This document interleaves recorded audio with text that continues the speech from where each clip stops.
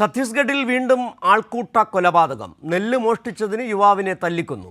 കാർത്തിക് പട്ടേൽ എന്ന 19-കാരനാണ് കൊല്ലപ്പെട്ടത്. ഒപ്പമുണ്ടായിരുന്ന 3 പേർക്കും മർദ്ദനമേറ്റു. വിവരങ്ങളുമായി അബ്ദുൾ റഷീദ് ചേരുന്നുണ്ട് ദില്ലിയിൽ നിന്ന്. അബ്ദുൾ റഷീദ്, ഛത്തീസ്ഗഡിൽ നിയമ സംവിധാനങ്ങൾ, ക്രമസമാധാനം ആകെ തകരാറിലായിരിക്കുകയാണോ?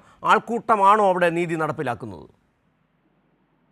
ഷിജു, ഛത്തീസ്ഗഡിൽ കഴിഞ്ഞ ദിവസവും ഇത്തരത്തിലൊരു ദളിത് യുവാവിന് നേരെ അക്രമം അഴിച്ചുവിടുകയും അദ്ദേഹത്തെ തല്ലിക്കൊല്ലുകയും ഉണ്ടായിരുന്നു. ഇതിന് പിന്നാലെയാണ് ഇപ്പോൾ ഛത്തീസ്ഗഡിലെ ദംതാരി ജില്ലയിൽ ഇപ്പോൾ ഈ യുവാവിന് മർദ്ദനമേറ്റിരിക്കുന്നു.